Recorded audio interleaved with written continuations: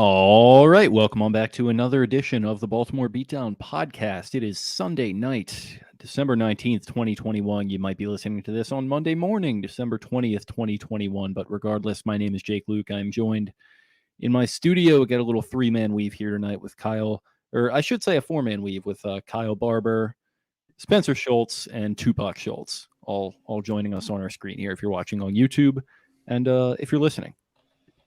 How's it going, guys? What's going on? It's going pretty well. Could be better. Could be a lot worse. Overall, that's kind of the nature of Baltimore Ravens games these days. Could be better. Could be a lot worse. Yeah. I had a weird day. I had very low expectations going into this game. All the COVID starts happening. Kind of got to the stadium a little bit late. I was like a little tired. Went to a Christmas party last night and, wasn't super feeling it. And got there, went to a very small tailgate. It was just like 4 people. And we were just talking and saying how everybody had COVID and, should they postpone the game or something? And I was like, no, well, it doesn't help them really anyway, because then they just have to play the Bengals on short rest. And this game doesn't really matter if they win or lose. Is not, the end of the world if they lose this one. And then we just, for whatever reason, started talking about like the Titans game in Adelphi Stadium. And we started talking about like Kim Herring from the Super Bowl team and Rod Woodson and Rob Burnett and Tony Siragusa and Sam Adams. And we're talking about, when they used to play the Jaguars, and the Jaguars used to torch the Ravens. And then Shannon Sharp finally demanded the ball and hit a game winner against the Jags when they were having problems with them. The year they won the Super Bowl, hit that like walk-off touchdown almost, and just talking about all that stuff. And I don't know why, it just started like making me feel emotional. And I don't know what it was. I only had, I had a couple beers. I had like maybe like 4 or 5 Bud Lights or something, but I was eating and stuff. So I don't know what it was. I just got into the game and it was like kind of that dusk twilight. I'm watching the Steelers do their John Wayne fucking bullshit for the 15th billion light year. Really the settlers really circled the wagons there and saved the day. See what happens next week. And there's on CBS. Them and the fucking Titans and the fucking Vic Fangio's Broncos just doing everything they can to fuck the Ravens up one side of the street and down the other. Ryan Tannehill just like cutting his own forearms off and playing football with his elbows. I don't know what they're doing. The Broncos, apparently something weird happened at the end of that game. I can imagine Vic Fangio did something stupid. It seems to be the narration there. So surprise, surprise, Vic Fangio and doing something weird. Shocker. But I don't know what it was. It was like twilight, and I was just like, God, man, like all the stuff the teams had to go through this year, and there's so many fans there still. There's a lot of Packers fans, but there's so many Ravens fans there still. And everybody was so excited. The Ravens started coming out, and I started to tear up a little bit. I don't know what it was. It was just like, can something special happen? Like, can something special happen? Can this beaten to shit team go make a play, go win a game, go beat the immunized one, and have Aaron Rodgers walk out post game and be like, yeah, Tyler Huntley played a hell of a game, but Jake has the impression. Yeah, Tyler Huntley played an excellent game tonight. Looked really good, a little bit like Lamar Jackson. Maybe actually they should turn the keys over to him and have Lamar Jackson sit for the rest of the year, but that's not for me to say. It's not for one to debate upon this certain here platform. I am not too forth the general manager of this Ravens team, but, I like the way that kid from Utah plays the game. But it was just like, I don't know. I was trying to just imagine, him being like, yeah, they played a great game, whatever, blah, blah, blah. And I was like, I just got a little fuzzy feeling. I was like, damn, it would be really great if something special happened today and the Ravens could be without all of these players, no DBs, everybody, they've got 5 players out with COVID. 3 of them are pretty high level role players and guys they needed because of injury and things like that. And then lo and behold, the Ravens drive right down the field and go all the way down to the 3-yard line, go for it on 4th down and don't get it. And then the stadium itself, the people I was sitting around, they just bust into the same things, the same things that happen on Twitter of why are they going for it? Why did they do that? Blah, blah, blah. I was like, well, they pinned them really deep, so maybe they'll be able to get the ball. Lo and behold, they pinned them deep, 3 and out, go get a touchdown. But it was just, I don't know. It was just, I'm just fucking exhausted. I'm just exhausted. The Ravens have lost 3 in a row. They've lost these 3 by a total of 4 points in these 3 losses. They come back last week with everybody banged up. Lamar goes out. The Browns are pouring it on them. Today it was like, oh, well, the Packers are starting to pull away. It was 28-17. Packers are pulling away, and they somehow dragged themselves out of it like a fucking feral back alley cat in New York City that just like has 47 lives and continues to drag itself out. And I'm like overwhelmed with things to say about how fucking insane this entire sequence of games has been and this season overall, and these 2-point conversions and these 4th down calls and the ensuing chaos that goes on about it. Now there's discourse on Tyler Huntley and Lamar Jackson. Oh, Lamar Jackson played bad. Tyler Huntley played good. Yes, let's give up on our 24-year-old MVP quarterback. Like all these things. And it's just dragging my soul out. Well, I've listened to Packers fans, go Pack, go Pack, go. It was just like a beautiful symphony of dissonance at the end of that game. And it's officially exhausting. It's officially exhausting. I was so ready for the Packers to just pull away. Some of the fans had trickled out of the stadium, 28-17. And I was so ready for them to just, Aaron Rodgers to just fucking beat them down, sail off into the sunset, recollect, lick your wounds for next week. No, Mark Andrews, the type 1 fucking Terminator, comes out to play again. The greatest name of all time. Shout out to a listener and best friend of the show, Jesse Ballastis. And the type 1 Terminator comes out. He gets fucking knocked down at one point, gets the wind knocked down. It was just like, how does this keep happening? I am in a fever dream of emotion. I'm trapped in a glass box of emotion with no way out. And bark twice if you're in Green Bay or Milwaukee, Aaron Rodgers, you freaking dork. Well, you can take solace in those Packer fans with their little chants and whatever, because it's like Mark from Kohler, Wisconsin, the fucking insurance salesman who's got a man cave that he's very happy to call a man cave and make sure everyone knows that it's not a living room, it's a man cave actually. Yeah, and no, lives aren't allowed down here. I got my NFL owner Green Bay Packers certificate up on the wall there. It's my most prized possession, and the Packers are really going to give it a good shot in the NFC Championship game and probably going to lose. And then they're going to lose Aaron Rodgers, but it's okay. Jordan Love will figure it out. Oh, yeah. I actually saw Jordan Love one time down in Cleghorn in Eau Claire County. Oh, my God. He's a tall guy. I think he might have a little something going once Aaron Rodgers leaves. Hey there. Hi there. Ho there. It's just exhausting. I just don't understand this whirlwind of the same thing. I realized why I'm so upset. I'm in fucking Groundhog's Day. I'm in Groundhog's Day where they play this close game. Something controversial that shouldn't be controversial happens. Then there's discourse about it and the Ravens win or the Ravens lose. And early in the year, it was all sugar plums and lollipops and candy canes. With Lamar leading comebacks, they go for it on 4th down. They go beat the Chiefs on a really aggressive 4th down call, and it's like I am Bill Murray, and I'm losing my fucking marbles. I'm about to go sit in the bathtub and grab the toaster and wake up again tomorrow. I feel like I don't know what to do. It is reached a point of insanity where my brain is in pretzels. It's winter. It's dark at 5 o'clock. I'm waking up every day. I'm watching film, like. I don't know. I don't know what's going on anymore. I've totally lost my marbles, and I don't think I'm going to get them back. But I'm going to get really drunk for next weekend's game. That's all I have to say. Tyler, you've been waiting a while to talk. What do you got? I was just sitting back. Usually I miss all these because I'm too busy writing late for work, and like gathering tweets. And I'll pop in and I'll like hop on the chat real quick, listen to like 2-3 minutes. I got to just consume. It's 8 minutes and 40 seconds into this. That was a glorious, 5-6 minute. I don't like to call them rants because I think that's like demeaning. I think that was just a delivery of emotion from Spenny. Soliloquy is a good word from Dave on Soliloquy is a pretty damn good word. That was spectacular. Spenny, I think that does encapsulate just how frustrating it's been to watch the Ravens. And that's not frustration like they're bad, because the problem is, and Jake mentioned this in the group chat previously, that it wouldn't hurt this much if they were just bad. If they just lost 31-10, it would be fine. But instead, they refused to do that. But they refused. They lost one game by 2 scores, and that was at the very end of the Dolphins game. And now they're out here like, I didn't hear no damn bell. And they just keep fighting. They just keep swinging. They keep taking shots. Like, it's this ugly 5-round. It's Rocky Balboa. 5-minute fight.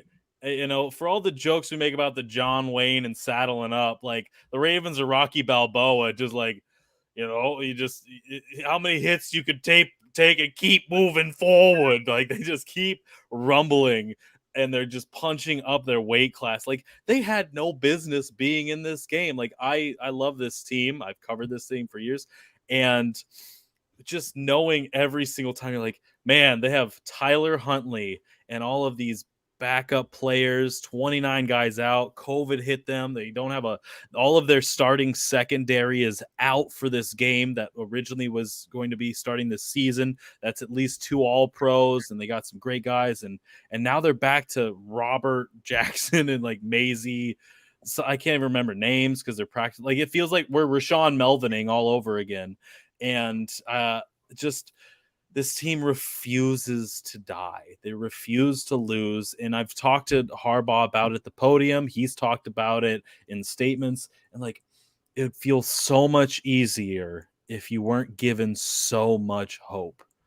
And that's tragically what this team has ingrained in their DNA, which is they are willing to fight. They're willing to die.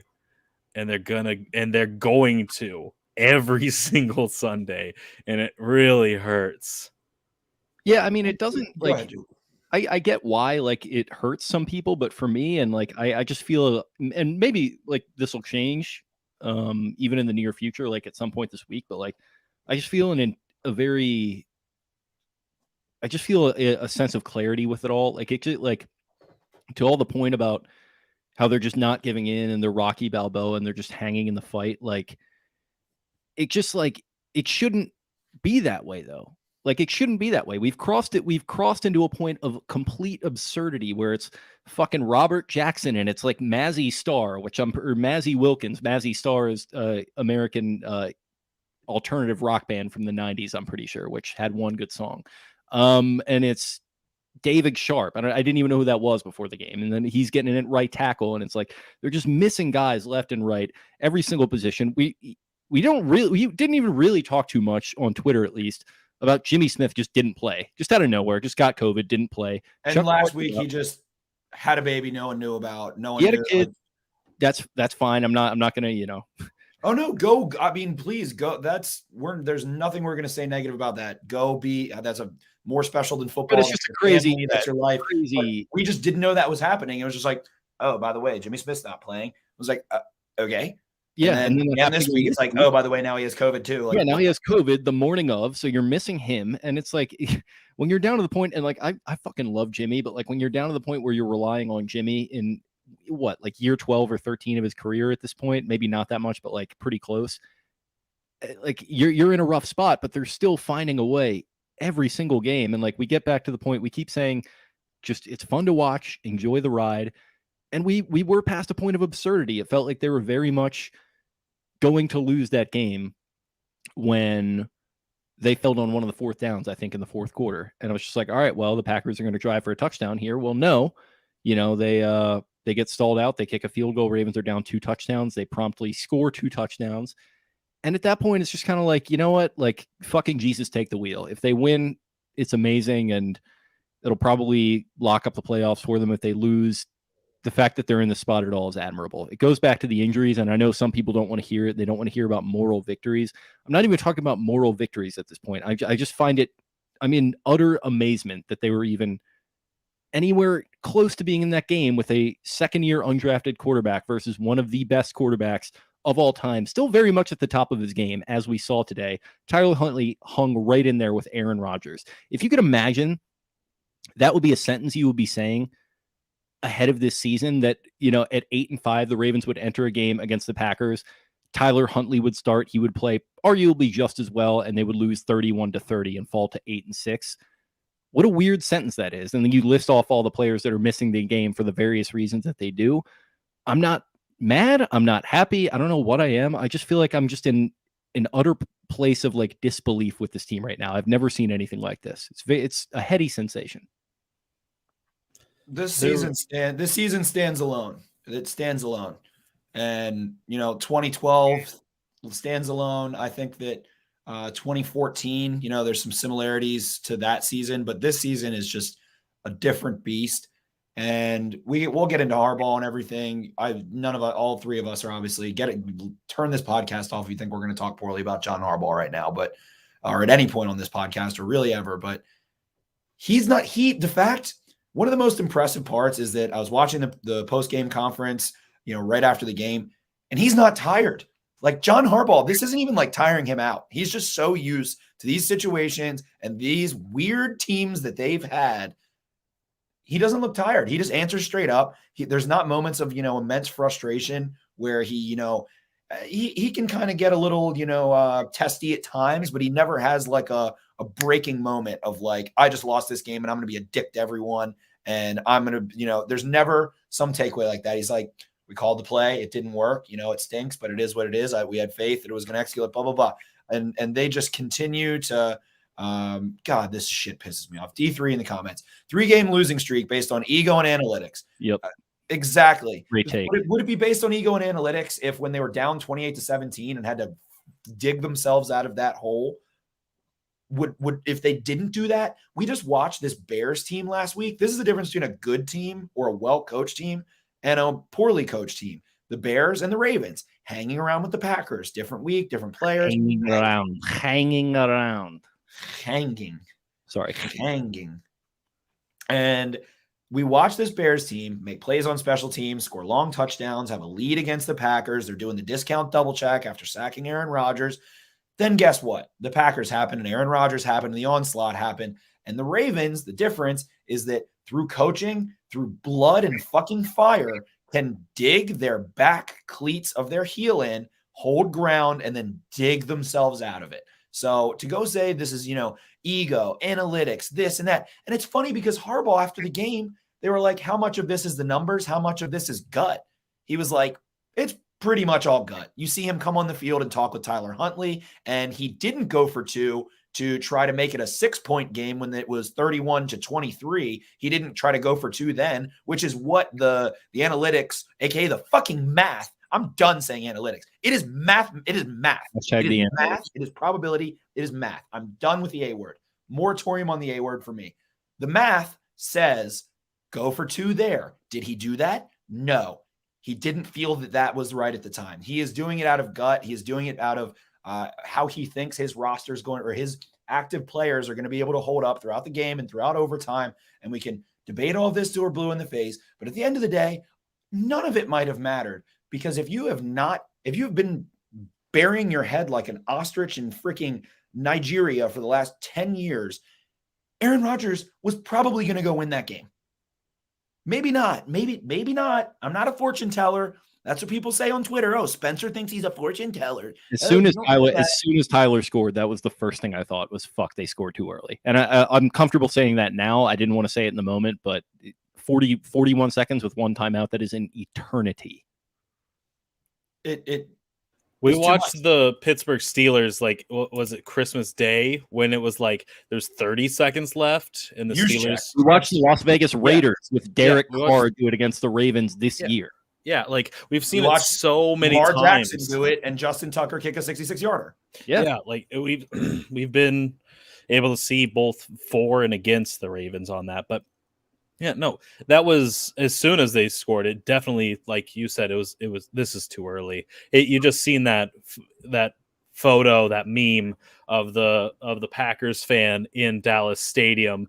They're cheering with 1:21 left in the fourth, and like down up 5. Like that's Aaron Rodgers' time, and no better time is it for Aaron Rodgers to go and do his thing than against backup cornerbacks, that are the same number as Devontae Adams, going out there, and he's going to carve them up. And all the respect to those guys on the field there, but this is Aaron Rodgers, who very clearly still has MVP form. I believe the best scoring receiving threat in the NFL over the past 2 years. Devontae Adams is what, unmatched? I'd argue. He's incredible on the field in terms of as a scoring threat. He scored the most receiving touchdowns last season, and he's impeccable. That was a nightmare situation. They're very smart in those situations, and they get it done. They always get it done in those situations. And all of that's good and dandy. I do want to get into what I want to call backtracking, which I might have screamed something into my notes on the drive home about because I'm so sick of that, which was part of the rant that I missed. But I get it. You're scared of losing. You don't want, you've watched this happen once or twice before. It's happened a couple times lately. You're scared to lose. You're scared of it. I get it. But again, it's just kind of I don't want to police fan. I'm trying to stop like policing fanning. I can't think of the right way to put it, but you got it. Yes. And it's just like at this point, the three of us that are on this podcast right now, we very closely followed this team for a few years now. And who is John Harbaugh? John Harbaugh is someone who greatly admires kind of military leadership and history.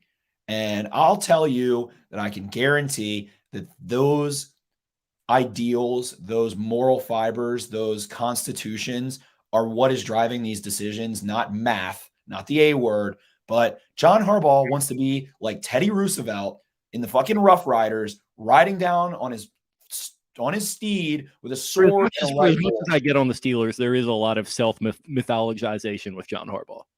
Exactly. And he wants to carpe diem. He wants to attack. He wants to win. And there is something that even in failure is admirable about that. And that is why I'm so exhausted at the freaking whinnying afterwards when they lose and when it doesn't work. I'm so exhausted by it because there is something noble and something admirable to take away. It has worked so many times. It has failed so many times. But when it fails, it dies. And you died an admirable death. You died like a samurai. You didn't die like a runt puppy with your tail between your legs, kicking the ball back in a tie game to Aaron Rodgers with a timeout and 41 seconds left. Like he didn't. Like if you go back over the last 10 times he's had that much time and one timeout, he's probably gone at least 80% of those games. They win, tie, or do whatever they need to do.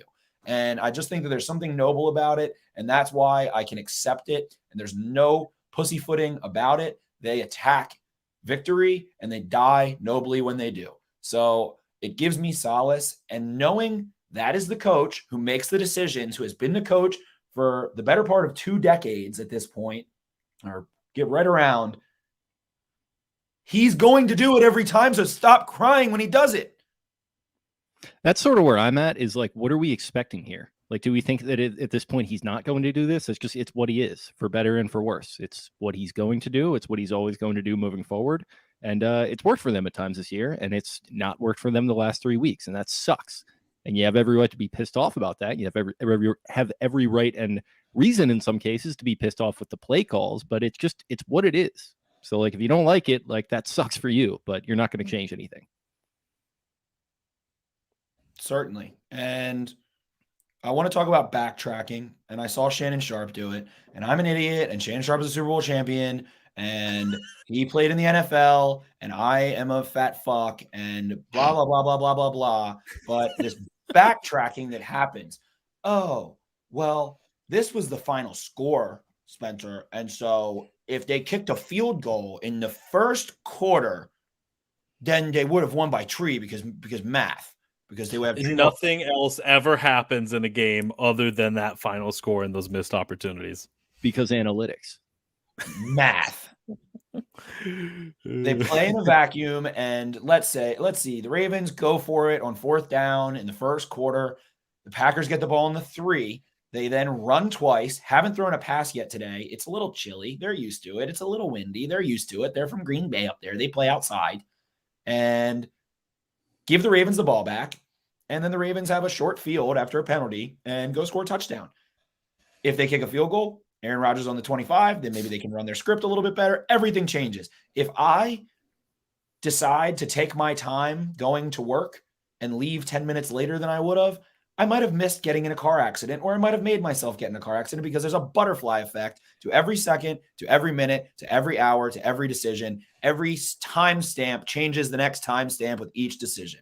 And I'm so tired of people backtracking and saying, oh, well, this is the amount they lost by. So if they did this 2.5 hours prior, then we would have this. Like, what the fuck are we doing here? What are we doing here? What are we doing here? And it just makes me more Bill Murray insane because it's the same people that I've been interacting with on the stupid Bird app that I love. I love you, Twitter, but I hate you for 3 years. And I just am like, get it through your skull. You're like Drive it through your you're like Paul Atreides when he starts he overdosing on the spice and just losing his shit and seeing all the avenues, all the angles. It's wild. You're a broken man right now as you potentially run to the bathroom. I'm not really sure what's going on there. For the record, This is how I feel. This is how I feel. Are you happy? Is everyone happy now? No. For the record, Honestly, Rodgers already had a comeback this season with 37 seconds left on the clock against the San Francisco 49ers defense, which is notably a little bit better than the Ravens' current fielded roster. Rodgers threw he completed 2 of 3 passes, spiked the ball twice, and then Crosby hit a 51-yard field goal. Like, they are more like the fact that people were like, oh man, like you tie it up and everything's great, and then you go to OT and you win the coin toss, you get your 50-50 shot. There's no chance they could stop this offense. Like, that's not how this works. There's so many other things that occur, and this was one of them. Like, Aaron Rodgers is going to get a shot with 41 seconds remaining and at least at least one timeout. There was so many opportunities for them that there was still left to be played out, like those timelines that you're saying. And also, yeah, apparently nothing changes in any timeline other than the final score, depending upon other than kicking the field goal, that just changes it.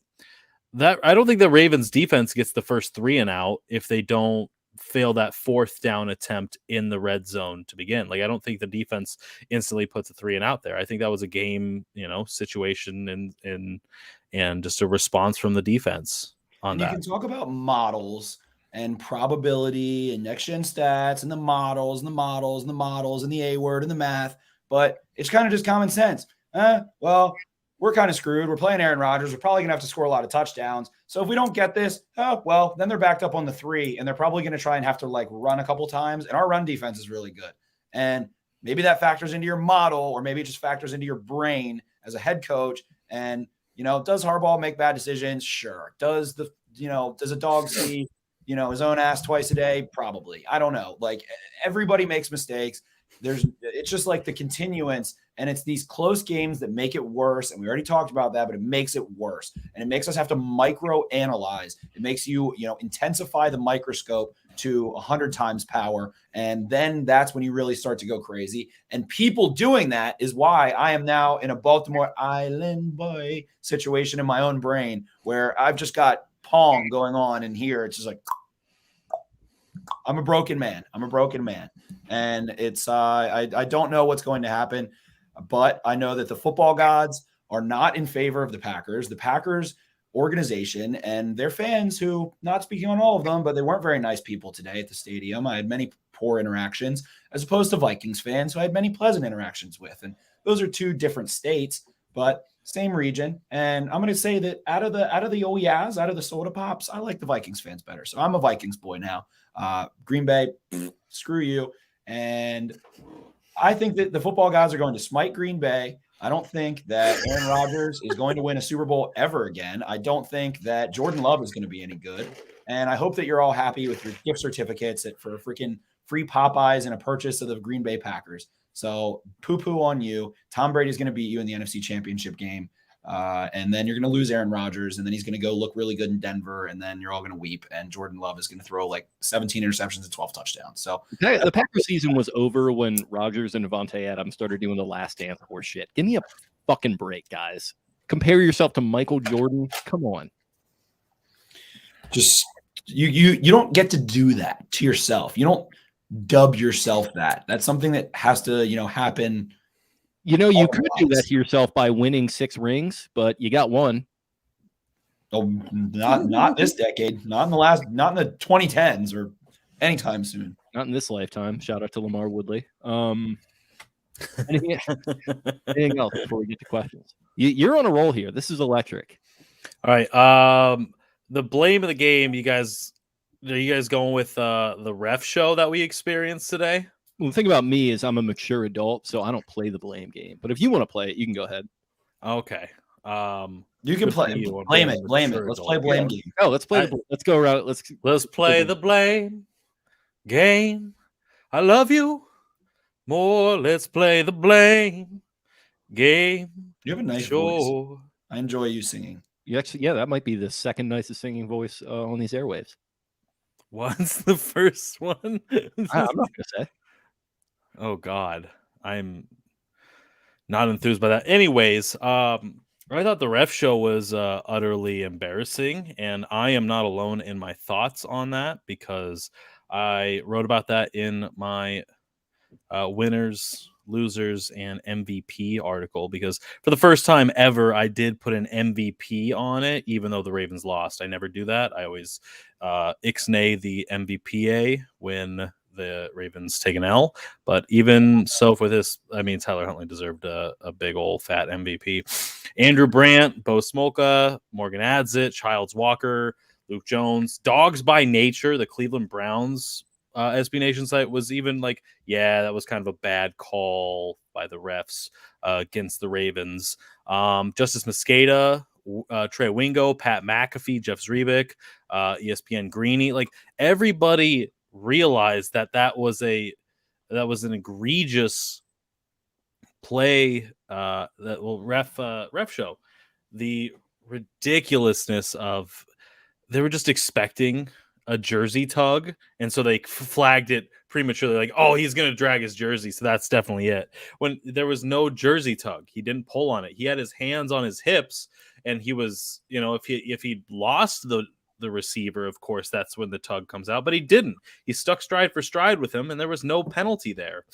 And on top of it, the shoving from Odafe Owe, who touches Aaron Rodgers' shoulder, and COVID toe king over there fell down to the floor like a sack of potatoes.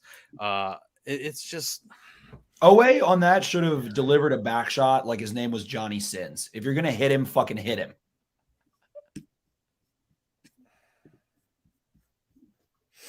Hit him. If you're gonna get 15, saw him in half. Make him Mia Khalifa. That's what I don't know if I'm allowed to be on this podcast saying stuff like this. That's what pisses me off, because by the way, I don't get any of those references. I don't know who those people are, but Anthony Averett, well, he's a doctor and a lawyer and a really good plumber as well. An astronaut. So then Anthony Averett has an opportunity to saw Aaron Rodgers in half. I think it was on the ensuing Packers possession on a blitz. He pulls up short. So the immunized one has effectively flopped his way into forcing the Ravens to start contemplating what they should and shouldn't do. And I also would like to parlay that into the fact that the immunized one also demanded a 12th man on the field, and that apparently is reviewable, upon to which I did not know. And then later on, I lost my train of thought, but I'm done. I'm just done with all of it. You know what drove me just nuts was the finger guns after every ref penalty, after every good play that Rodgers had. Sick. That's kind of sick. It was just just like, hey, I got him again. That's the most you guys bring up John Wayne a lot, and I love every single time Jake does the John Wayne impression voice bit that's talking about it. I crack up like when people type LOL and their faces are this. It's not good. But every time Jake starts cracking up the turn on the John Wayne bit, I'm physically laughing because it's so stupid and funny. And that felt ultimate John Wayne.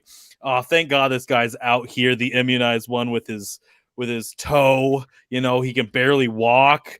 The broadcast made it made it sound like Joe Buck, and I love his casting lately. He's been a really good commentator more recently. and he's not as boring anymore. I think he's finally letting it fly a little bit. Like he's been crushing it, but man, they made it sound like Rodgers was out there on a stump, like he was playing a one-legged football game.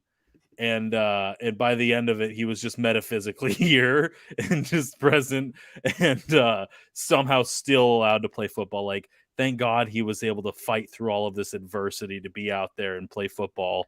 You know, the injury's so bad that he could get surgery and play in the same week. That's how devastating of an injury he's currently dealing with. It was really just aggravating, and that's the most John Wayne-esque shit. If we're gonna give so if John Wayne is Ben Roethlisberger and John Wayne has many characters, but if Ben Roethlisberger is John Wayne, then for all my Yellowstone fans out there, Aaron Rodgers is John Dutton. He's just a dick to his family. He just thinks he's the last of a dying breed, and he's off the beaten path, and he's Aaron Rodgers is Cliff Booth, but he's actually Rick Dalton on the inside.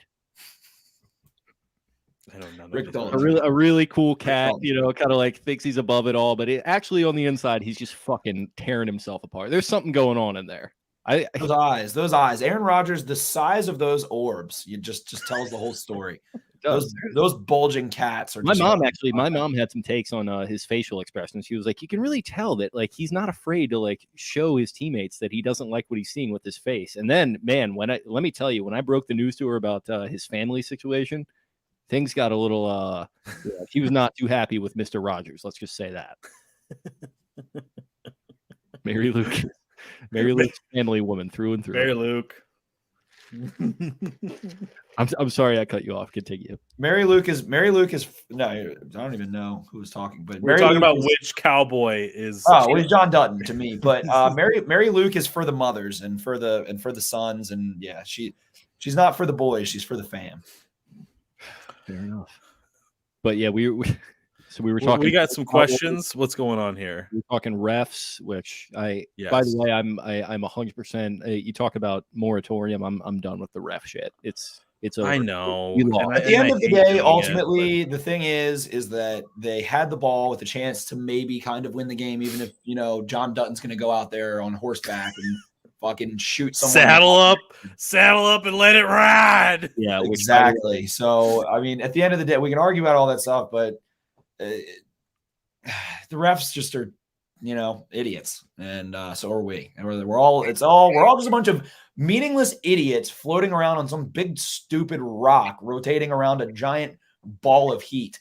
And the refs are the same as me and you and everyone, and they are. I don't know where they get them from. I don't know who they are. I don't even know if they actually are real humans. They could be cyborgs for all we know that have malfunctions all the time, because some of that stuff was ridiculous. Yeah. But at the end of the day, they had the ball, had a chance to win, as they've had every single game this year. Oh, the Bengals game. They did get blown out. I keep forgetting about that. So there we go. Oh, yeah, that makes me feel better. But they'll continue to make dumb decisions. But the Ravens have an inordinate amount of I can just feel it. I can feel it. There's a full moon peeking over the stadium, and maybe that's why I'm losing my mind. My chin hairs are starting to grow a little long tonight. And they have an inordinate amount of football karma. I can feel it. I know that it is coming their way. I absolutely feel it. Down the stretch, Bengals coming up. John Wayne comes to town for one last ride on the 6-shooter. Well, guess what? Cowboys got to die eventually, Ben. And you're coming to town January 9th after you just took some absolute manhandling from Jeffrey Simmons. You still got another couple games to play, Ben. Well, guess what, Ben? It's going to be a rough one. It's going to be a rough one. Is he gonna turn into Llewellyn Moss? Actually, you think he's the hero of the story, but he's unceremoniously cut down in a motel room. Spoiler: it's a 14-year-old movie, so you probably should have seen it by now. But we got no time for old men, and we got no time for Ben Roethlisberger. By the way, so does that make Jake Kumaro, John Dutton's? What was that? His bastard son that dies in episode 1? Is that episode 1? No, it's not his bastard. That's his actual real oldest son. I've gotten a few episodes in. What a show. What a stupid show that I really enjoy. It gets good, man. It gets really good. New episode on tonight. I'm gonna watch after this. No more Succession. Yeah, okay. That's what I've heard. Okay, so we getting into questions now? Let's do questions. Okay, Jordan, always with the fun ones. When did you learn about the existence of Robert Jackson as a football player? Asking as someone who learned during the game. So I had heard his name, but it was very jarring to like see him out there that much because Jimmy was just so quickly and so summarily just not going to be in the lineup that all of a sudden Robert Jackson, number 17, is going up against number 17 Devontae Adams and getting beat one-on-one for a touchdown, which was jarring to watch. I don't know if we're ever going to see that again. So that's when I learned about the existence of Robert Jackson was relatively recently, but was not expecting to see a ton of him today. Yeah, once Jimmy went out, it felt like the fact that Devontae Adams was held to his second lowest yardage total this season, 44 yards. KC Chiefs held him to 42 yards, was incredible. And Rodgers not throwing for a minimum of 300 yards and 4 touchdowns was also just shocking, let's be honest, because I think everybody had, if I put the line at 300, I think everybody would hit the over. And you give credit to guys like Robert Jackson and Anthony Averett that this defense did as much as you could ever ask them to do against Rodgers in December, gunslinging it like he does. I know a little about Robert Jackson, UNLV boy. He's feisty boy. But played a nice game from what we saw. He actually had a lot of coverage snaps on Devontae Adams. He was following him at one point, especially in the slot. I saw him travel with him quite a few times, and it was impressive. It was just spectacular to watch because on the Devontae Adams touchdown, they tried to in and out him. They tried to have outside leverage from Robert Jackson, who was like a full shoulder width outside. Adams was in tight enough that he had a two-way go. And then Geno Stone was shaded in and was playing the inside leverage. So it felt like they were trying to force or funnel him that way and then allow Stone to then triangle and vision downhill. If the ball wasn't going there, then he can try and lock on Rodgers' eyes and jump something that might have come inside the other way if they're trying to do something behind. But Adams, I mean, he just got Jalen Johnson on the Bears last week with a beautiful goal-to-go double move, faking the shimmy into a fade, turns his head, and then is able to manipulate back inside. So smooth, so precise. A lot of the things that we want to see out of Rashad Bateman next year and in the future. So that's where you want to see Rashad Bateman look. I know Bateman's mentioned him as someone that he studies profusely quite a few times, and it was just spectacular to see the way that he was still able to manipulate Robert Jackson, who had one job, and I think he played a nice game, but on that particular play, he had one job, to me at least, it was don't lose outside. You're playing outside leverage, do not jump inside. And Devontae Adams is he's a freaking a gypsy, he's a snake charmer. He'll sell you. He's a Oscar award-winning actor, and he sold that one with beautiful poise. And Rodgers just throws those unbelievably great flat balls on those, flat routes. They hit one, I think, on a 3rd and 1 as well. And he just can perfectly locate those balls. He has such good ball control. And for all that we joke around, and he was so good today, dude. He was he's pneumatic, man. Speaking of cyborgs, he just was born to throw a football. His play fakes, his platform when he just he's just trying to pick his target and his feet are just completely flat and he just flicks his wrist. It's like, Jesus, how the fuck? You had the tweet about the Mickey Mouse play action fake, and I had a good view of that from where I was sitting.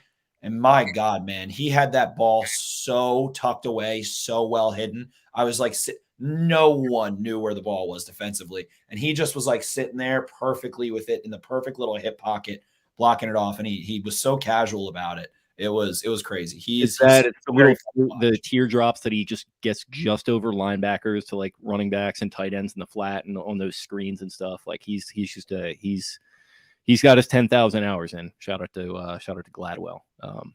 Wild to watch today. He, I think, tied Favre's Packers touchdown record. I mean, the fact he's thrown over 400 touchdowns and under 100 interceptions. He's been playing since 2008 was his first season, and he has under 100 picks. That's crazy. He's had more than 10 picks in it or more. He's had double-digit interceptions twice, I think, and I think it was like his first year starting and his third year starting. And then he'll throw like 6 interceptions on a season while he's throwing 400 passes. It's insane. Marcus says, we're going to win out, boys. You heard it here first. Like the confidence there. Justin says, and we can maybe use this to just sort of handle the Huntley discussion overall. He says, how do the Ravens handle Huntley now that he's proven to be a more than capable NFL QB, parentheses trade? How do we handle the people suggesting he should be QB1 going forward? My thoughts of the matter is he's just not going to be, so we don't need to discuss that. And for all the people like discussing trade and saying, oh, they can get like a good pick for him and stuff like that, like I'm just like, I don't see that happening. Like, and I think the Ravens are going to want to hang on to him either way, but like, I'm just not sure a team is going to want to pony up for a guy who's played like 6 good quarters of football. And like, he looked really good today, but like Taylor Heineke looked really good in a playoff game last year, and he couldn't even win a starting job for the same team the next fall. So like things can change quickly. Teams don't value these guys like we might expect a lot of the time. And also there's really not as many starting quarterback jobs open as there used to be. So I'm not really sure like this whole Huntley trade market thing is going to materialize like people are thinking. Along with that, on the trade discussion, his contract ends this year, and though he is an exclusive rights free agent this season, so the Ravens can just lock him up for at least another at least another year and stuff like that. It's not like he's going to be able to command a bunch of money, and like you said, not a whole lot of teams can do anything about it unless they're really willing to pony up some more money. The Ravens will have the best backup at minimum in the NFL on their roster. I'm a Dundalk boy. Yeah, what do you got, Cowboy? I know you got some takes here. Trade Lamar Jackson. Send him to the moon on an Elon Musk rocket. What the fuck is wrong with all of you people? What is wrong with all of you people? You don't deserve Lamar Jackson. You don't deserve John Harbaugh. You don't deserve the Baltimore Ravens. You don't deserve a fucking brain. And I don't know that you have one if these are your takes. Has LeBron James never played poorly before? Like, there's this trepidation. I don't know what it is. Maybe it's because like they're your team and you really, think there's something different or special about the team that you root for, that your brain just oozes out through your ears like overnight oats in the wash. And I don't understand. Because Lamar Jackson has played poorly doesn't mean he will never play well again. I don't understand the disconnect. And I would just encourage people to go look at like national reporters that like, and some of them are idiots and, some of them have clickbait, whatever, but go kind of look at the feel of that and what that's around, and you'll understand things like it's not, oh, Lamar had a bad month. That's the sentiment. Oh, Russell Wilson played like shit last year in the second half. Could still probably get 2 first-round picks for him, and he's a good quarterback. Like, I've got nothing for you. I've got nothing for you people. I've got nothing for you people. Yeah, it's just like guys go through slumps. We were talking about this. Aaron Rodgers has gone through infamous slumps in the past. RELAX. I really think we can run the table. All this shit is like, part of that is stemming from him not playing especially well. And maybe not to this extent, but like Lamar's been banged up and he's been playing behind a shitty offensive line, and he's played MVP caliber football as recently as 2 months ago. So we can probably stop with that whole conversation. You want to talk about Huntley being good? That's fine with me. Huntley has been very good, especially for the expectations of a second-year guy who was undrafted out of Utah. But I'm right there with you, man. It's disrespectful, and if you have if you want to like start that conversation about Lamar Jackson, you don't deserve him. And there have been some people that were cordial about it talking to me, and that's fine. But like, I don't know what you're seeing. To your point, we're watching 2 different fucking games. And I'm not having that. Lamar was, that was the headline of my Late for Work article back in mid-October, or excuse me, mid-September. 10. Yeah, 10 is October. I'm losing it. Yeah, it's October. For 2 weeks running, that was what like was the biggest talk in media was that Lamar Jackson was an MVP frontrunner, that Lamar Jackson was deserved to be in the MVP conversation. All of that was the discussion. So the fact that he's not even being discussed anymore doesn't make any sense. That let me get my brain straight here. The fact that Tyler Huntley's now the bona fide new star for the Baltimore Ravens does not add up. It does not make sense that you suddenly go from Lamar Jackson's in the MVP conversation, and then he is the MVP frontrunner to, man, why do they even have Lamar on this roster when Tyler Huntley can just throw the football like this and make plays like this? It does not make sense, and it's not fair for either player. It's not fair for Tyler Huntley to be thrust into the he's so much better than Lamar Jackson, and why isn't he leading this team, and why can't he just become the star and become another MVP for the Ravens as a quarterback. And it's not fair for Lamar Jackson to like have a bad stretch, and all of the fan base that has adopted him into this city, that's loved him and welcomed him, and he's grown with this city as well and welcomed them to be a part of his like very private life, as we know Lamar Jackson to be, and for both parties to be so accepting and caring for one another, and then to see the city like, oh man, he had a bad month, he's out. Like, do you not remember how bad of quarterbacks this team has seen over the last 2 decades? It all comes down to the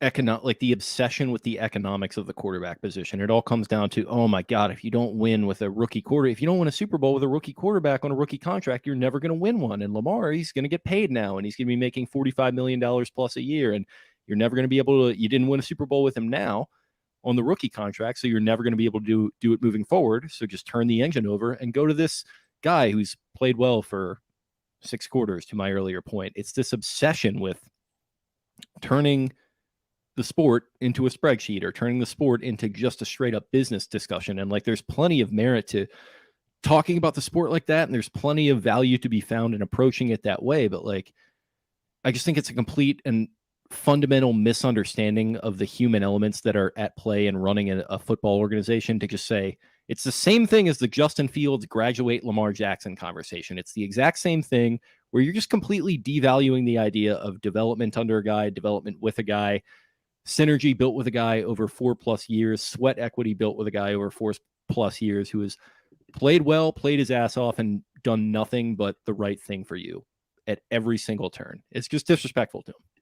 It's just really ironic to me because Tyler Huntley hasn't been able to make the play to win the game each of the last 2 weeks. And we've watched Lamar Jackson do it time and time again. Not every time, not every single time, but we've watched him stick daggers over and over and over in teams. We watched him do it this year quite a few times in some really dire situations and just be that special. And I might be wrong here. I don't think Huntley has completed a pass that has gone over 30 air yards. Last week in Cleveland, both of the Bateman ones, I think, were 21 and 23 yards in air yards, if I'm not mistaken. Like, he hasn't even really hit on deep balls. He's done a really nice job. And this is not me trying to wreck Tyler Huntley. He's done a really nice job.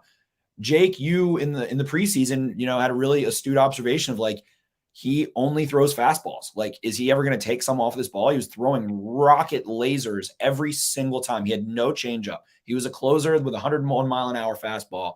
And now he's got, a changeup, some off speed. He can paint the corners a little bit.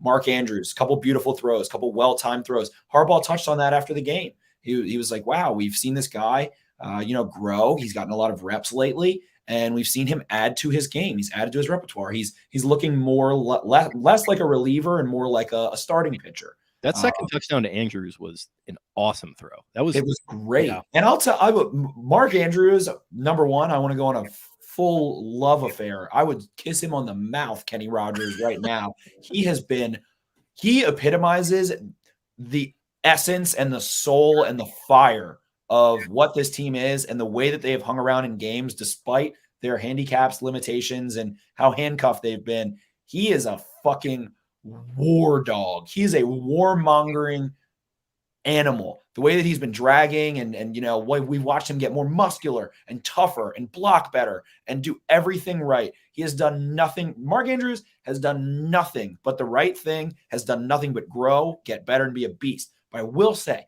beautiful throw by Huntley. And it was crazy because Andrews didn't go high point that. He kind of let it drop in. And that shows how great of a throw it was that the defender still couldn't get a hand on it, even though Andrews kind of let it drop into his lap, which was fine because the defender couldn't get there. That one was right in the bread basket. It was Such an elegant throw on the run. Arrogantly elegant. Yeah. He evades pressure on that play too and still manages to float that one right over the top and right into the bread basket. I was rewatching some of the plays and that one is by far the best play that he made of the night. It was just, like you said, arrogant and elegant and masterful. I wanted to go back to Lamar just a little bit this year, even though he didn't play in this game, but like he has 4 comeback wins this season. He has 4 this season, according to PFR. Kansas City, Detroit, Indianapolis, and Minnesota. All of those were 5 game-winning drives. Yeah, it might be 5 game-winning drives. 4 fourth quarter comebacks this in game-winning drives is what I have pulled up. Like he has been a magician himself, and it's crazy that like people are so quick to have written him off when not even just over a month ago it was the comeback against Minnesota when they were dead in the water, and then suddenly Lamar goes, "Oh yeah, I was an MVP and I can continue to act like it. Let me turn it up for a quarter here," and that's exactly what he does. I hate that it doesn't have to be a this or that conversation. Exactly. It doesn't have to be a him versus him conversation. We can appreciate both Huntley and Lamar Jackson, and neither of them have to be cut, traded, and sent into the sun. One of them's got to be taken out to pasture. That's the way it works. You can't have 2 quarterbacks, and one of them's got to get taken out back. And the cattle prod from No Country for Old Men. Javier Bardem's got to take. If one of them offers any value in a trade, you have to exploit that. You have to get a 3rd or a 4th round pick for a guy who otherwise would be a really damn good backup for you. We've got Kogan Shearer in the comments. He says, I think the reason people are Team Huntley over Lamar is because they ran more quick passing scheme, even though they should have just done that with Lamar, with the line playing the way they have been. I think that's a good comment. And I also think that the Ravens had trouble with the pressure looks. And it was like Roman had some trouble. The players had some trouble. They had some untimely human error as well. And they've kind of grown out of that a little bit. It feels like they have some answers and they're more confident in those answers. Does it work every time? No. Did the Browns get them at the end of the game? Yeah, they did. But they've grown more comfortable in it. They understood they had to do it. It was something that they maybe didn't get enough. They didn't anticipate well enough in the offseason, didn't have enough time in the offseason to working through pressure looks, working through some of those things, and it bit them. So I think that we're seeing the offense propel as well. And the irony is like there's some other narrative about Huntley that he like spreads the ball out more, but it's like the Type 1 Terminators had like 15 targets a game. Like I think he had like 13 today and 11 14 today, and Hollywood had 13.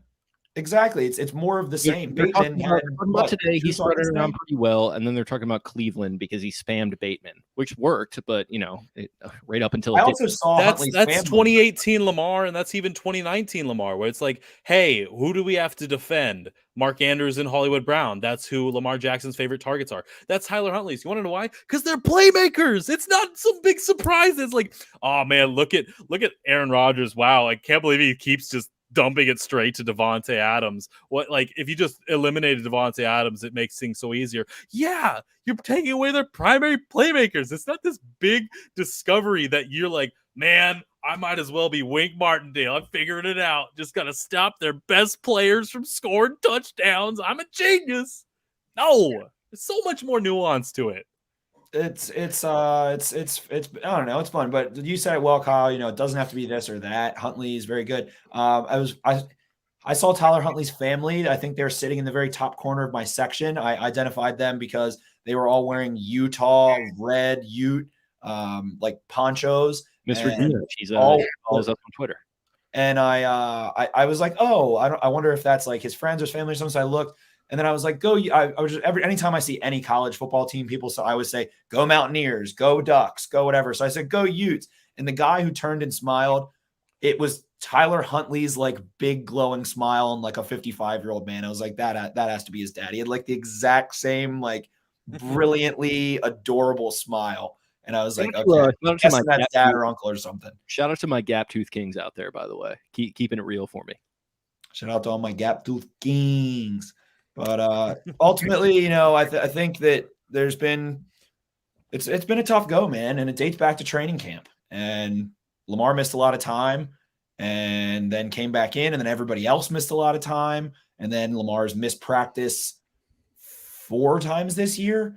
And Lamar is spectacular. He is great. I love him. He's a great player. They should pay him, but he is not Aaron Rodgers in the sense that he is not some veteran quarterback who can be like, I'm not going to practice this week. Aaron Rodgers has been doing it for well over a decade. Like Lamar still needs reps. He still needs to be hot and warm and loose and ready to go and sharp through practice. And it just feels like they've had this shitty period of injury and caution and probably having to tone practice down even more than they already do and things of that nature. So Lamar had some struggles, man. And in the end, Huntley has made himself a lot of money probably. I think he'll be at worst, probably, I think through 2027, I would imagine he's still in the NFL. The Ravens have Josh Johnson right now, who has done exactly what Tyler Huntley's done. Josh Johnson tore up the Colts earlier this year on the Jets, and he's like 35. So Huntley's made himself a lot of money. He's a great dude. They're similar players too.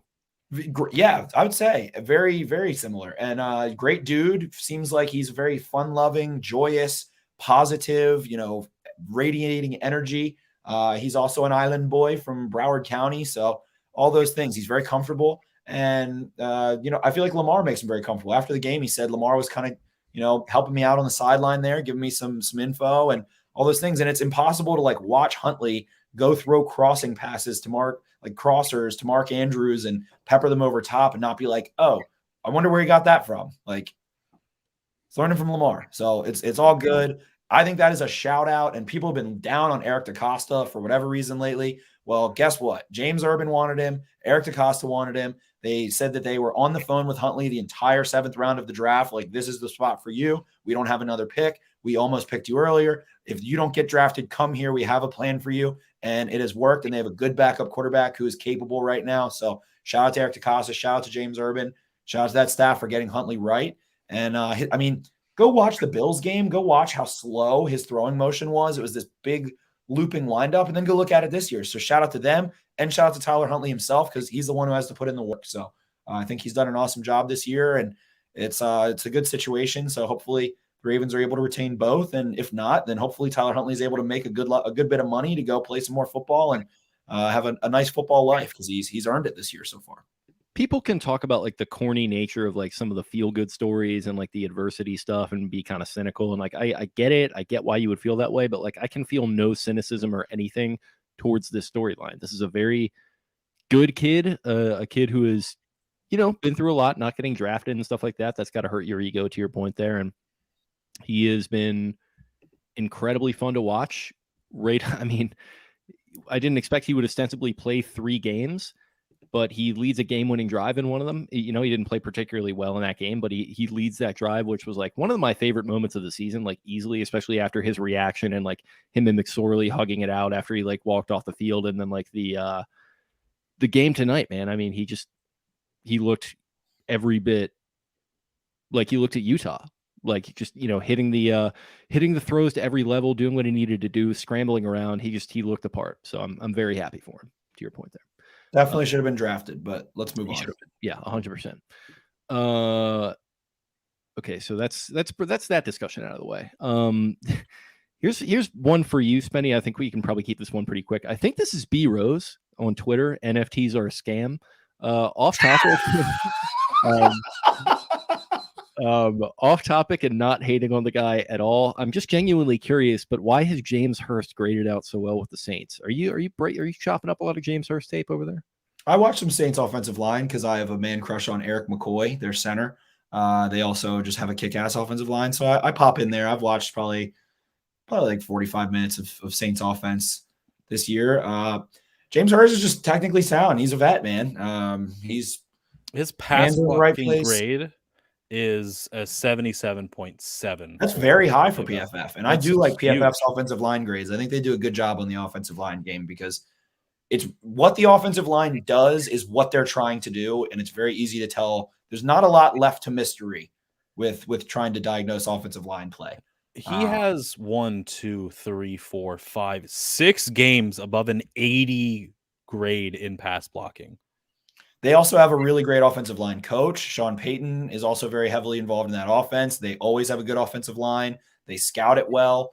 They coach it well. And he has very calm feet and good length and good hand placement. And it seems like he's just continued to be damn solid. And, you know, when you reach that crux and you're able to stay healthy when you're kind of that vet lineman, it just gets easier for you. I feel like you just get more man strength and you have seen it all at that point. Nothing surprises you. And he's playing with some damn good linemen down there as well. I mean, Ramczyk, Armstead, McCoy, all those guys they have down there are studs. So he's done a good job. Yeah, a lot of people actually talk about him this year, and he's played well for a couple of years now.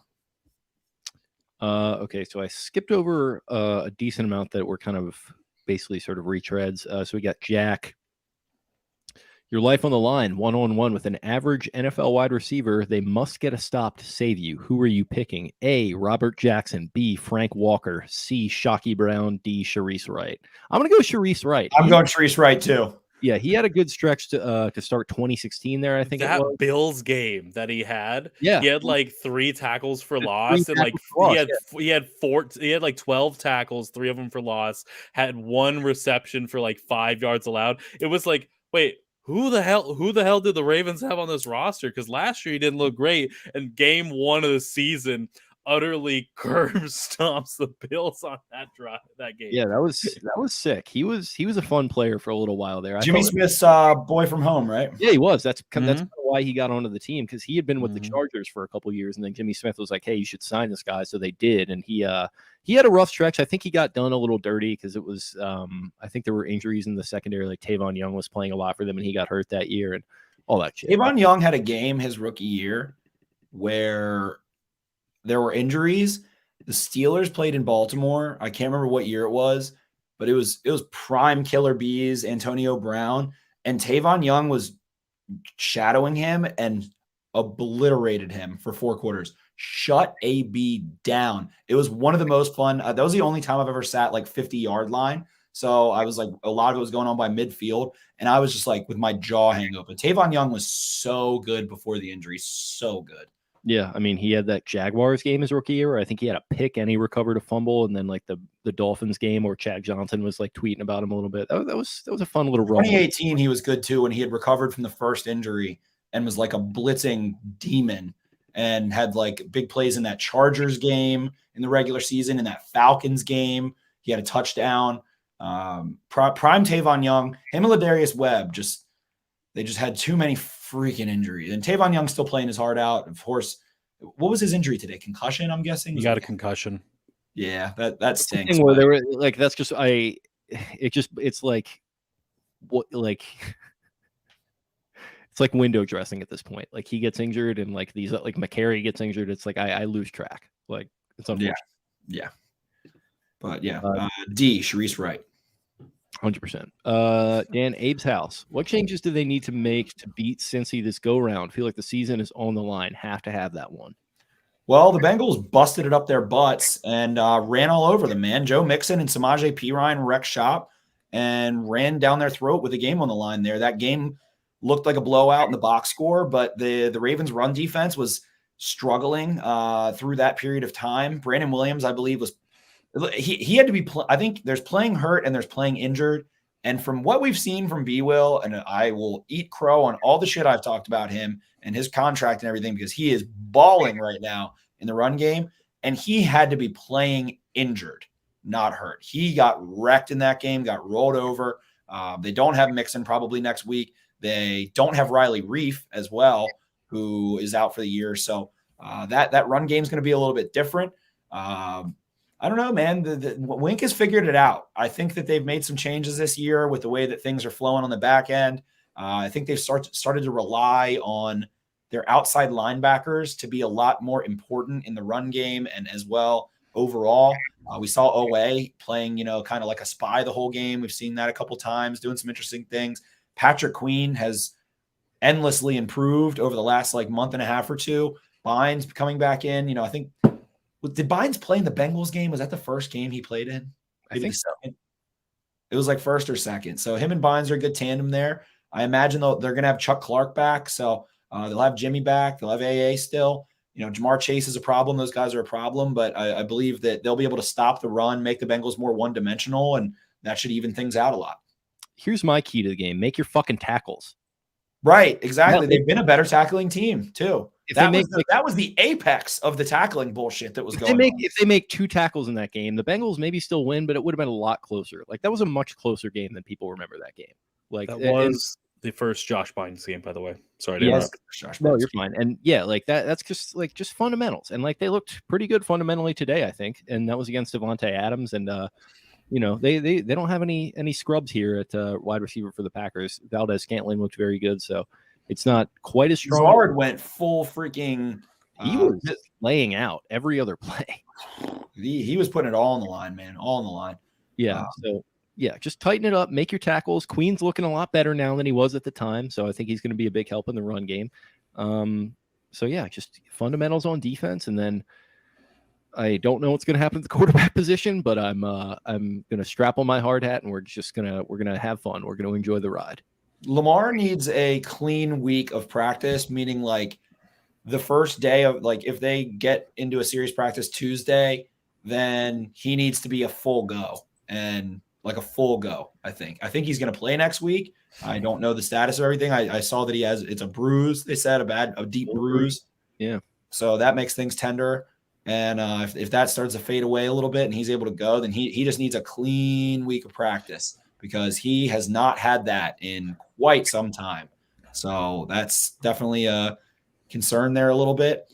But yeah, I mean, I don't even know what to say. They can beat anyone. They can lose to anyone.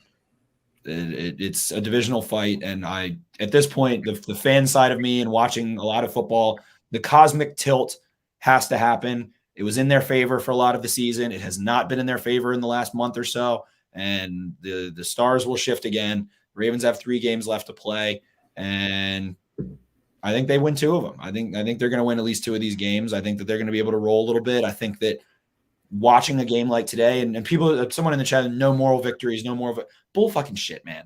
Bullshit. John Harbaugh tells you a message. You see these guys signed off the street. None of the Ravens wavered. None of them faltered. They immediately came out, drove right down the field, got the ball back, scored a touchdown when they did, had scoring drives, made plays defensively. They hung with Aaron Rodgers. They've hung with everybody. So it makes you trust your coaching staff. It makes the message not stale, and there's moral victories to take away. And it's AFC North Divisional football. And I think that John Harbaugh would rather die than get swept by the Bengals right now. It gets swept by Zach Taylor, the dude.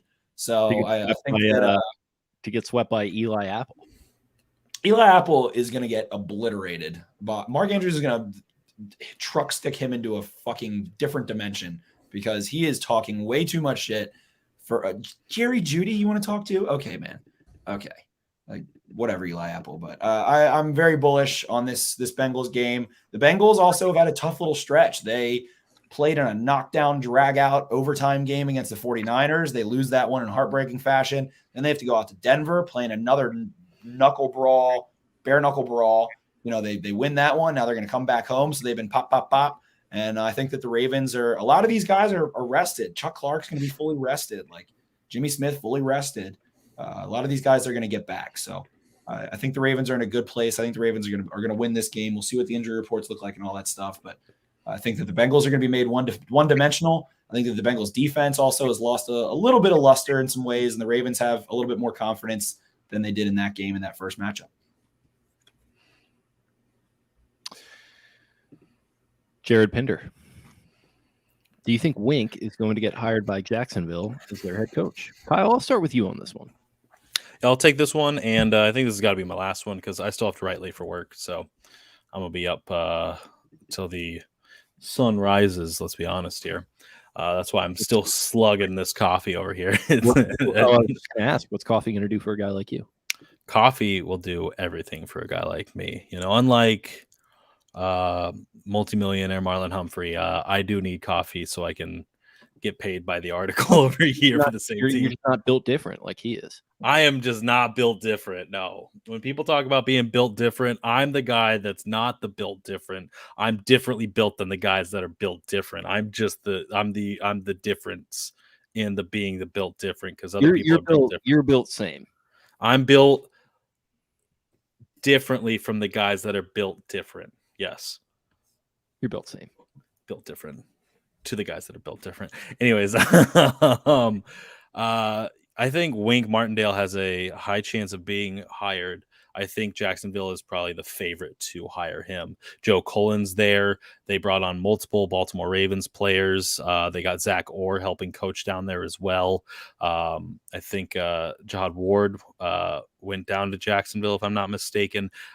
Wink Martindale is a beloved defensive coordinator. It was truly a shock that he didn't leave the Ravens last year or for this season, however you want to chop it up. But I think that's a prime opportunity for him there. If not, some teams need a head coach every season, and a lot of people were very surprised that Wink Martindale was not hired last season. I think he deserves that kind of a job. He's earned that job, and I don't think unless he really likes just cruising as a defensive coordinator for the Ravens, which is a pretty good gig, being the defensive guy for the Ravens, who, have a historically respected defense. He's going to find a job elsewhere, and hell yeah, good for him. Yeah, I think Jacksonville fits the persona. I think he fits the town. Coming out of Urban Meyer, acting like a ding dong.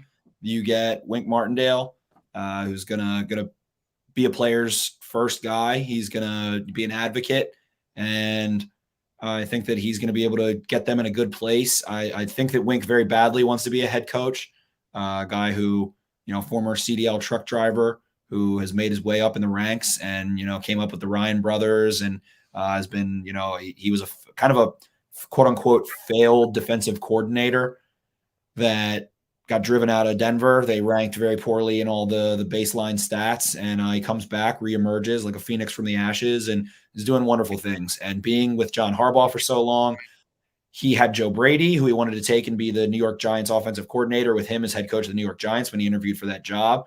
So I think you got that defense down there that does have a couple big name guys, a couple leaders. You got Cullen down there, like Kyle mentioned, and you're going to be able to probably, you got Trevor Lawrence, and you can go from there and find somebody to run the offensive side of the ball for you. And I think that he knows what it takes to win just about as well as any other candidate. So I think that would be a smash. I've been a little bit surprised he hasn't gotten at least more interviews, but I would be shocked if he doesn't get like a few interviews this cycle and ultimately probably find a job elsewhere, because it's time, man. People are making mistakes by not hiring Wink.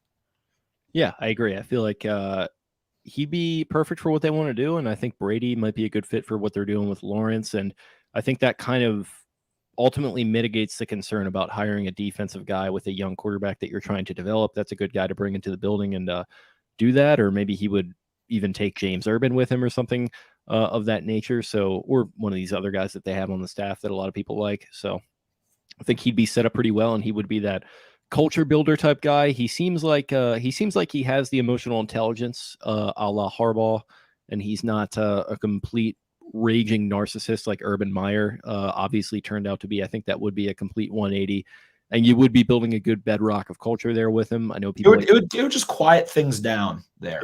It would, and and that wouldn't be for lack of him taking control of the room. I think he would just kind of go about his business the right way. And I don't know, man. Something about Shad Khan just rubs me the wrong way. I don't know about that whole family, if we're being honest. I've been within 1 foot of Shad Khan before. He walked by me in New Orleans at a hotel I was at, and I didn't like it. I did not like it. He's flirting with London all the time, and he makes this splashy urban hire. Like his mustache is, it's Not a good mustache. I don't like it. It's a little. He doesn't deserve it. That's what I mean. To say. He Like doesn't deserve we're it. doing a little too much with the mustache. And his son Tony is a little bit of a thirst bucket. You know, he's doing the AEW or whatever, and he's like appearing on all these podcasts and stuff. It's like let's just be an owner, okay? Let's just calm down. Didn't know we were going to get down a con rabbit hole there, but we did. But yeah, I know everyone, like, the joke is like, oh no, Wink, don't let him, he shouldn't go. Roman has earned this. Like, it's like, cool guys, like, you're the first person to ever make that joke. It's really funny. Make sure to keep making it every time Wink gets brought up for an opportunity. No, Wink deserves this opportunity, and that is what part, at least, of what makes John Harbaugh a great coach and a great program builder, because he wants his guys to move on and succeed, just like Steve Bisciotti does with his guys in the front office. So that's, you want Wink to get the opportunity because he's a good guy and he's earned it. He certainly has. That is pretty much all we had for questions. There was a bunch of other ones, but a lot of overlap. I think we know that there was pretty much one or two topics that people were kind of hitting on tonight. So I think we covered them all. We're going about an hour and 20. Kyle has already dipped out, who you can follow at BB_Kyle P. Barber. So I wanted to give him a quick shout out and a thanks for hopping on with us tonight to run the 3-man weave. You really emptied the clip tonight, bud. Are you feeling any better? Yeah, I definitely feel better. I think the one thing we have to finish on and touch on is probably just like the 2-point conversion, the play call there, all that good stuff. At that point, why do you go for 2? Another thing I saw Nate Tice circulated. Why did the Ravens go for 2? And it's because the Packers were averaging 9 yards per play on first down. The Ravens were averaging 3. The Ravens were pulling some rabbits out of their hat. The play call, to me, I think Skip Bayless, our boy, the man, the myth, the legend, had. Am I wrong, Jake? Whenever he talks about the Ravens, it is like Soderly Tober, very lucid, like honest. I think he likes the Ravens a little, like maybe subliminally. He was so on tilt with hating them during the Flacco era, and he likes Lamar a lot, so I think he's kind of coming back the other way. But whenever he talks about them, it's no showmanship or clickbait ever. I feel like it's always very sober and lucid. I agree. And yeah, he did have some good tweets on that tonight. He did get he hates Aaron Rodgers, so he got a little cute with, like, if Lamar had played, like, the Ravens would have won. I don't agree with that at all. Like, I feel like the offense did just about all they could do, Lamar or not, tonight. So I don't know, but Skip has had some good takes with the Ravens this year. I'll give him that. Yeah, and he kind of just, I think, put it well.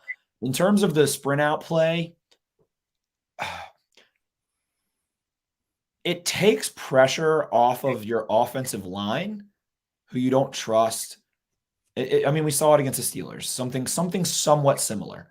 Wasn't the exact same play, but it was something somewhat similar. It takes pressure off of the offensive line. It makes it an easy read that the quarterback can't fuck up. And it kind of is like a training wheels call. And what Skip said was, like, I'd like to see, maybe an eligible offensive lineman trick play, or, I'd like to see the King Henry halfback pop pass, or like something, because it was just very vanilla, and it's unfortunate. I think that Roman, called a great game. We can get into that. I'm Roman's, long lost son, whatever, but I think he called a great game, did a good job. He mixed in tempo effectively. They had a really nice tempo attack late in the game that was really on point and on schedule a lot of the time, and was nice. So I liked all of those things. I would have loved to see, and I get the reasons why he made that call. Like I said, you're not going to let the offensive line ruin the game for you. You're simplifying the read for the quarterback. It felt a little bit, I don't know what was on TV exactly, but Andrews was a beast, but he was also, like, he got the wind knocked out of him. He was hugging air. 2 plays earlier. Like, yes, he was dead. Like, he went back out there like a warrior, but man, oh man, somebody else has more breath than he has in him. And a Savage made a great play and knocked it away or whatever happened, but it was just like, all right, Andrews got you there, like, go elsewhere. Latavius Murray was running like a man possessed the entire game, really. And I would have loved to see the Packers stop him on a straight fucking handoff, to be honest. I would have liked to see Jumbo Tumbo, freaking the Seattle Seahawks game from 2019. It's not Lamar, but, put Murray back there, give him a straight handoff, block that shit up. call your timeout, block. They do send all the big boys that you have left out there and go make the Packers stop you if you want to go for 2 there. I would have liked to see just that, or like Skip said, something. What I'm interested in that is, so they lined up, right? And then they kind of, it looked like they were kind of lined up to do that, but it was super tight. So like, of course it was going to look like the Green Bay was going to have the front to stop it. And then they called timeout and then they went to the other play.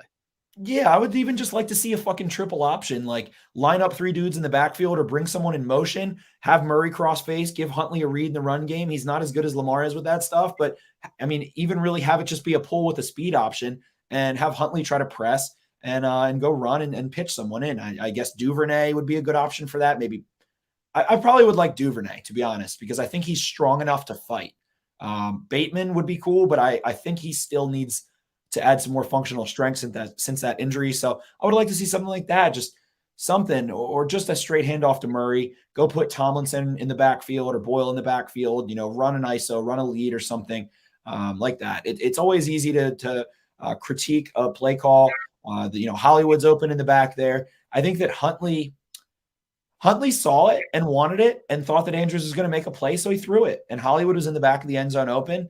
And Huntley didn't have any pressure in his face, but Huntley pulled the trigger and he was decisive and it didn't work. And it was unfortunate. I think that the play call there definitely could have either been more jumbo, could have been bigger and badder, or it could have been something that I haven't seen, because it just was, it was like, all right, you threw the ball to Andrews in the fucking flat. Okay. Like why was that what you did there? I've kind of liked the, and I could be, maybe I'm misremembering shit, but I feel like only like 2 different occasions in the Chiefs game and maybe some other games, they run these little drag routes with Andrews over the middle, and like he's not necessarily wide open, but it's just kind of an easy pitch and catch, and he just hauls it in. Like I think he did that against the Chiefs. They almost like play flag football. They did it against the Colts, where they just go empty, spread, and then like 2 drag routes, and then you try to read leverage. And maybe the thing that Lamar is best at is reading leverage. He is like unbelievably good at understanding where the DBs are in terms of shaded inside, shaded outside. And then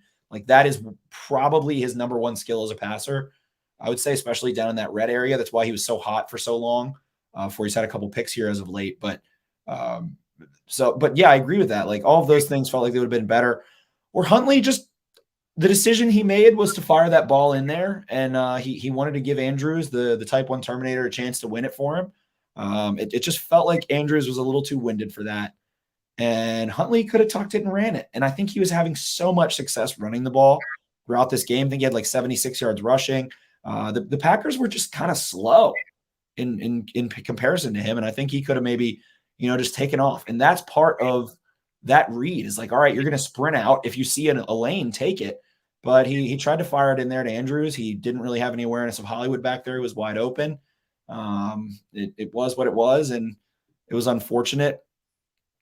Is he even like supposed to look to a second read on that one though? It just feels like it's Andrews or nothing on that one, because like he's sprinting right, and it's like it kind of feels like you're. If you go, where did I have the replay of it?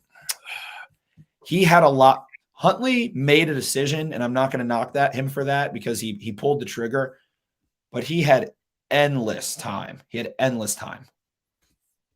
I wish they had given him a chance to scramble, honestly. That's kind of why he could have scrambled. He had so much time.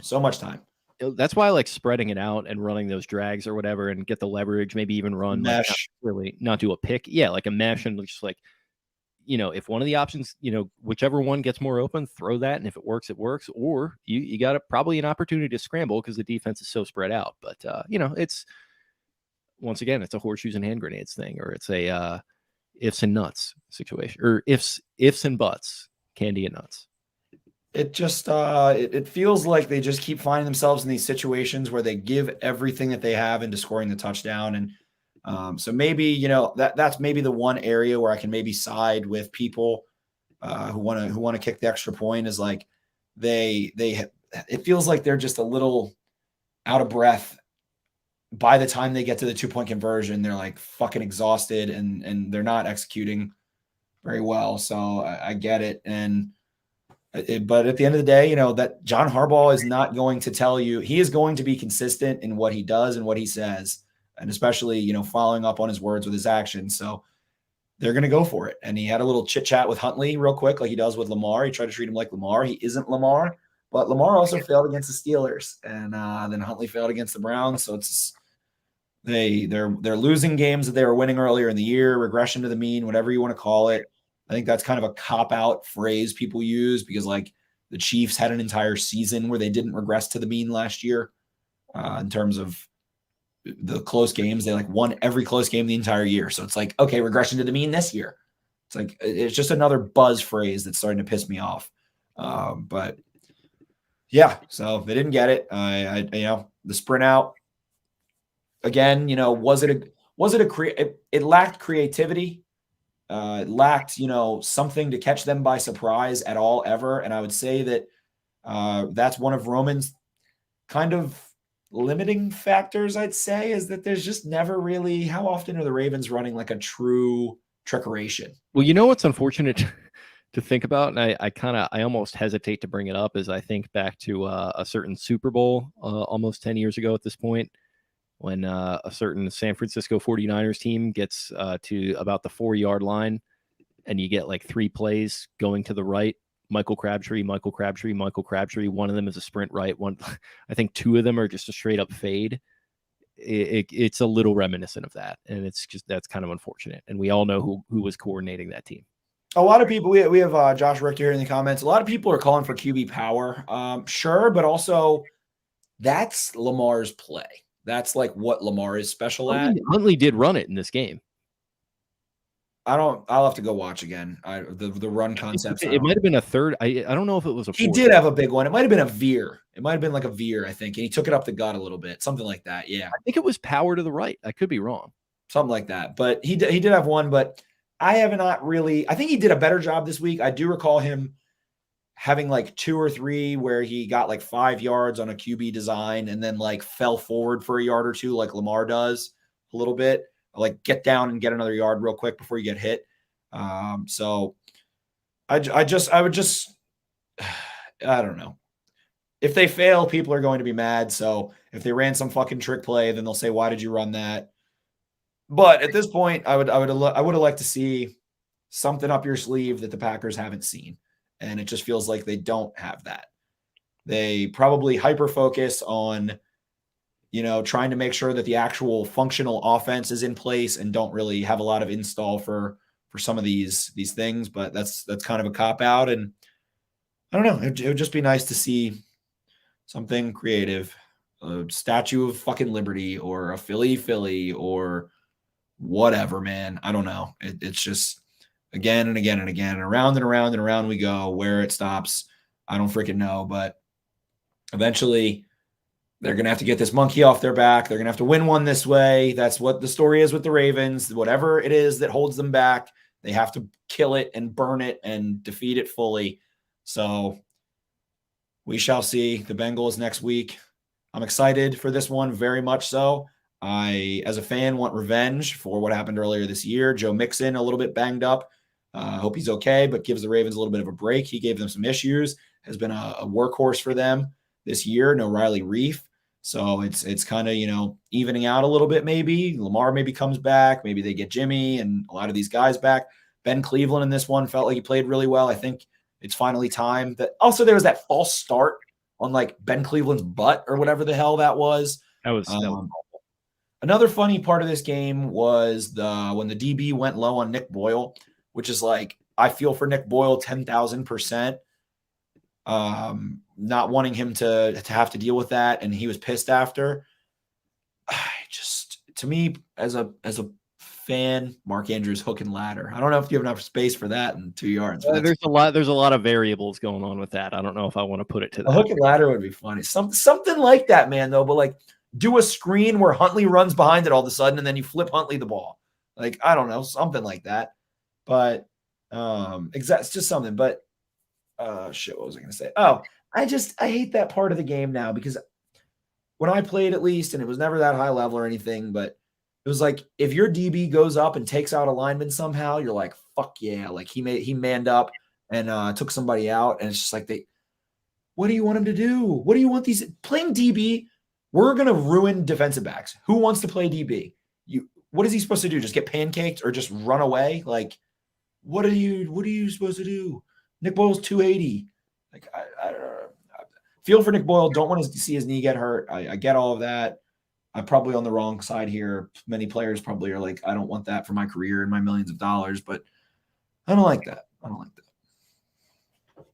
Yeah, I mean, I'm with you. That's I don't have many thoughts on that, if we're being honest. There we go. Cleveland and Sharp. I'll get into that stuff in the film, but that does it for me. Garnett, empty quarterback draw, but no quarterback power. Huntley was a little, I don't know. I don't really love him in the designed run stuff. I think he's a really good scrambler, but I think we're kind of like filling in the blanks that our brain leaves and thinking he's going to do what Lamar does in the designed run game, and he's not gonna. But that does it for me. Okay. Well, I think you did a nice job tonight. You let me know that you were going to be emptying the clip a little bit, and I think you absolutely sprayed the block. So I'm exhausted, but I think I'm going to sleep well, and I'm ready. I'm ready for the Bengals. I'm ready for the Rams. I'm ready for the Steelers. Hey, guess what happened today? The Ravens scored 30 points. They got their Fire Greg Roman. Fire Greg Roman. They got their starting quarterback coming back this week. You got to go play in Cincy, which is, that's a tough draw. Their fans will be fired up. But the Bengals haven't looked especially impressive the last couple of weeks. It's not, it's not an unwinnable game. Let's just say that. Ravens are the cosmic shift is happening. The Ravens, the football gods are fickle, and I don't, you'll think something about them, and then they'll smite you anyway. But after the season the Ravens have had, the highs, the lows, the injuries, the blows, there's a cosmic tilt coming. I can feel it. I can feel the sun shining, even though it's going to be December and January, but I can feel the warmth. I know